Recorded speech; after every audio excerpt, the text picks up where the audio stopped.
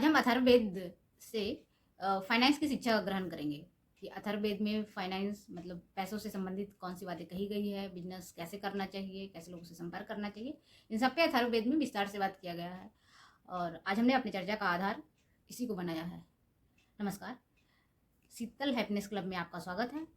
और वेदों पे चर्चा की श्रृंखला में ये चौथी श्रृंखला है, जिसमें हमने पहले तीन वीडियो में ऋग्वेद, यजुर्वेद और सामवेद पे चर्चा किया था।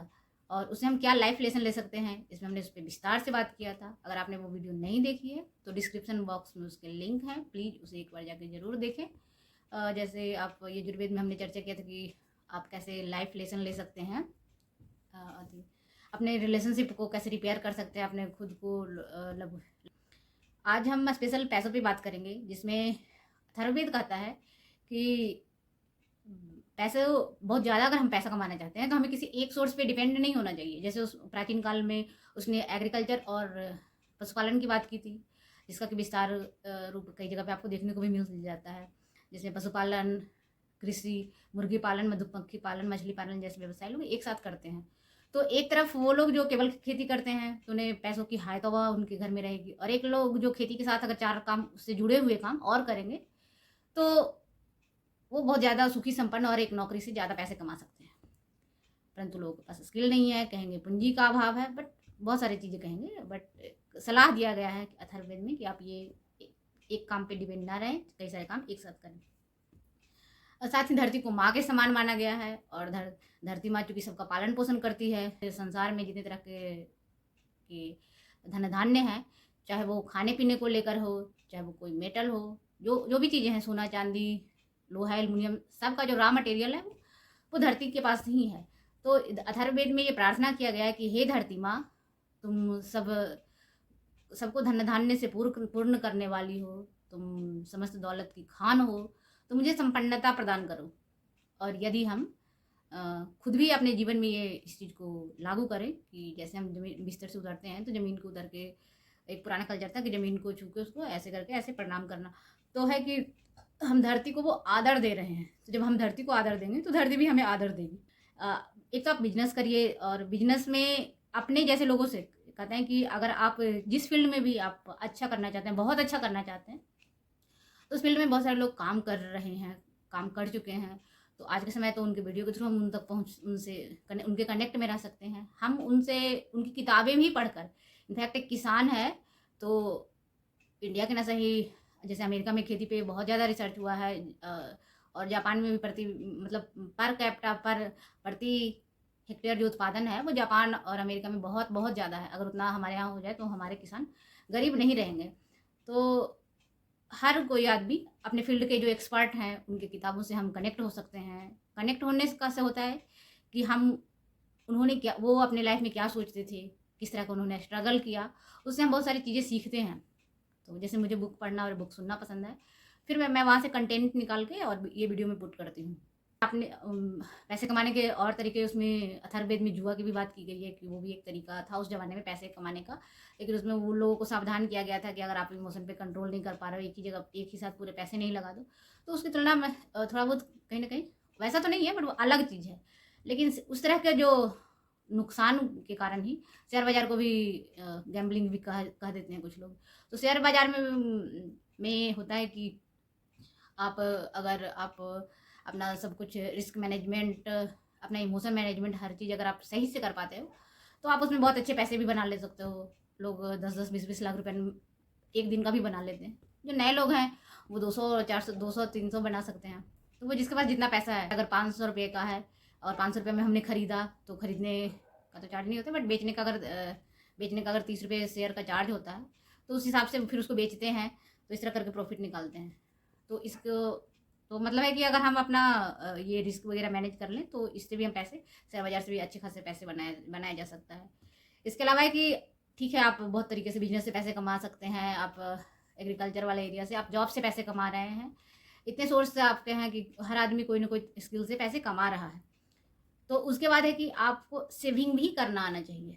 सेविंग भी एक आर्ट है, एक साइंस है, जो हर किसी की बात बस में नहीं है। एक जो बड़े गौर करने की बात है कि एज ए लोअर क्लास जो जो जिनकी इनकम 15,000 है, घर में अगर है तो तीन तीन लोग हैं तो सब लोग कोई 10,000, कोई 15,000, कोई 20,000 ऐसे कमा रहे हैं, और उनके खर्च करने का लिमिटेशन है। वो वो बड़े लोगों से कभी-कभी होता है कि 1 लाख वालों से भी ज़्यादा उनके खर्च करने के हो जाते हैं, और वो ऐसी चीज़ों में जिसको वन टाइम प्लेज़र कहते हैं। जैसे अगर छोटी-छोटी चीज़ों में उनमें बचत की भावना है ही नहीं। वो बचत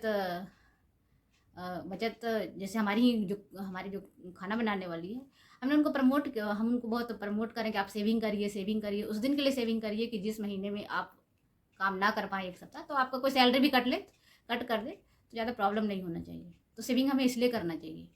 जैसे हमारे हमारे पिताजी हैं, उन्होंने सेविंग के क्षेत्र में मिसाल ही कायम कर दिया। हमारे फैमिली में हर किसी को लगता था कि ये तो महाकंजूस हैं, बट उनसे हमने एक चीज़ सीखी कि जैसे वो कहते हैं कि कोई भी चीज़ खरीदने से पहले खुद से 2 बार या 3 बार पूछ लो कि इसके बिना मेरा काम चल जाएगा?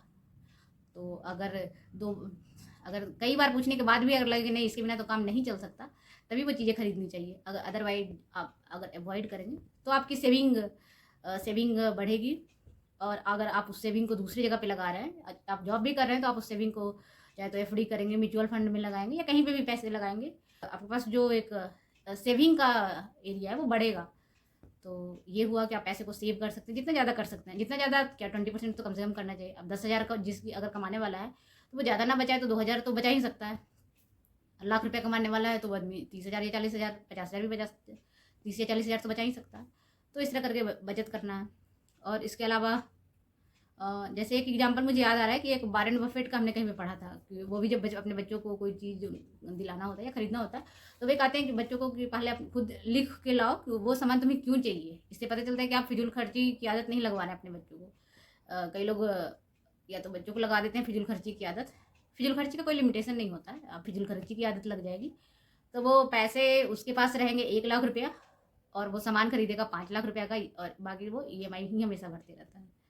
तो इसलिए सेविंग करना बहुत बहुत ही ज़्यादा ज़रूरी है, ये कमाने से भी ज़्यादा ज़रूरी है सेविंग करना। तो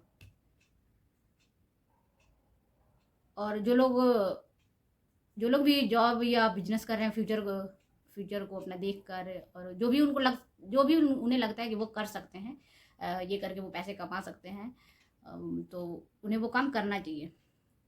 और दूसरी बात है कि घर के औरतों को एक ये भी चीज़ देखा जा रहा है इंडियन सोसाइटी में कि घर की औरतों को वो प्रमोट नहीं कर रहे हैं कमाने के लिए। बस चाहे वो एमटेक तक ही क्यों ना पढ़ी लिखी हो, वो बस घर गृहस्थी संभालो, और वो भी एक हाउसवाइफ ही बन के रह जाती है। तो उसके अंदर पुरुषों को चाहिए कि वो अपनी पत्नियों को, बहनों को, उन्हें भी फाइनेंशियल इतना स्टेबल बना दें, इतना स्ट्रांग माइंड सेट बना दें कि खुदा ना खास्ते उनके साथ कुछ अनहोनी होती है। तो कभी कभी होता है कि हस्बैंड का बहुत बड़ा बिजनेस है या इनफैक्ट जॉब है। एक मेरे रिलेटिव्स थे जो दिल्ली यूनिवर्सिटी में लेक्चरर थे, उनकी वाइफ भी एमए तक पढ़ी हुई थी, बट उस सर ने कभी प्रमोट नहीं किया अपनी पत्नी को कमाने के लिए। उन्हें लगता था मैं हूँ बस काफ़ी। अभी कोरोना के टाइम पे पहले से भी थोड़ी बहुत तबीयत खराब थी, कोरोना के टाइम पे उनकी डेथ हो गई। अब ये जो ऐसा तो लग रहा है दिल्ली यूनिवर्सिटी में लेक्चरर मतलब बहुत बड़ी जॉब है, लेकिन अभी ना तो उन्हें बहुत ज़्यादा पैसे मिले जैसा भी होता है कि गवर्नमेंट जॉब में, और ना ही कोई अनुकंपा पे नौकरी मिली। तो इसलिए मेरी गुजारिश है उन सब पुरुषों से कि अपनी बीवियों को थोड़ा मोटिवेट करें अर्निंग के क्षेत्र में। अगर वो गांव में रह रही है तो वो साग सब्जियां, दूध, जो भी चीज़ बेच के पैसे कमा सकती है, बस उन्हें कमाने की आदत लगवानी। एक बार जब आप उन्हें कमाने की आदत लगा देंगे तो वो खुद भी उन्हें इतना मजा आएगा। पुरुषों की ये टेंडेंसी है कि उन्हें उनकी हानि, मतलब उनको वो कहते हैं ना कि उनका मान घट जाएगा। भाई हमारे गाँव में तो ये सब ज़्यादा होता है कि हमारी औरत है तो वो क्या सब्जी बेचेगी। भाई सब्जी उगा के अगर पूरे गांव में वो बेच के अगर वो 5,000 रुपया कमा भी रही है तो उसे अपने कम से कम आपके किचन के खर्चे तो निकाल आ रहा है। लेकिन नहीं, ये सबको छोटी छोटी चीज़ों में हान लगता है, और इसी कारण है ना कि औरतों को पूरी की पूरी निकम्मी बना रहे हैं, और उसे क्या कर रहा है वो बस सास बहू के सीरियल या ऐसी चीज़ों को देखने में अपना टाइम लगा रही है। पर आपकी अर्निंग बहुत अच्छी है तो आप उस पैसे को दान में लगाइए। जैसे कि एक तो गवर्नमेंट का होता है ना चैरिटी, CSR होता है कि आप उसके तहत चैरिटी पे खर्च करिए, एनजीओ को पैसे दीजिए। तो ये भी कहा गया है अथर्ववेद में कि अगर आप ऐसे क्षेत्र में पैसे आप खर्च करेंगे तो आपका जो जो अर्निंग है वो कई गुना बढ़ेगा। और एक और चीज़ों को इसमें ऐड हम करना चाहेंगे कि इसमें डेली वर्कर के बारे में कहा गया है कि जो डेली के वर्कर हैं, चाहे वो गाँव से मेट्रो सिटी में आए हैं या फिर इंडिया से सऊदी अरब या संयुक्त अरब अमीरात जैसी जगहों पे गए हैं। कई सारे यहाँ पे आपने सुना होगा, अगर आपके आसपास कोई ना कोई है जो बाहर जाके कमा रहा है, चाहे वो कंस्ट्रक्शन के काम से उन्हें 30,000 की ही सैलरी मिल रही है, वो वहाँ पे जाके वो काम कर रहे हैं। कई सारे जो डेली इस तरह के छोटे वर्कर होते हैं वो जो या तो गाँव से मेट्रो सिटी पे या एक शहर से दूसरे शहर में जाके जो काम कर रहे हैं, तो उन लोगों के लिए भी ये कहा गया है कि वो अपने स्थिति को सुधारने के लिए कई सारी प्रार्थनाएँ कर सकते हैं। और हमें भी चाहिए कि हमारे आसपास जो भी हमसे जुड़े हुए लोग हैं, चाहे हमारे डेली की काम वाली हो, हमारी खाना बनाने वाली हो, हमारा ड्राइवर हो, जो भी हो, तो हम उनके फैमिली को अपना फैमिली के जैसा बिहेव करें। उनके बच्चों को अगर वो उनको डायरेक्शन दें कि आप बच्चों को ऐसे स्कूल में एडमिशन कराओ, ये करवाओ, आप सेविंग के लिए प्रमोट कर सकते हैं। आप कई सारी चीज़ों के लिए हम प्रमोट कर सकते हैं। कहीं पैसे का इशू है तो वहाँ पे हम हेल्प भी कर सकते हैं। तो इनफैक्ट अगर हर कोई अपने साथ आसपास के जुड़े हुए लोगों का भी एटलीस्ट कल्याण की भावना से हम काम करेंगे, तो हमारा देश, हमारा समाज काफ़ी उन्नत हो जाएगा।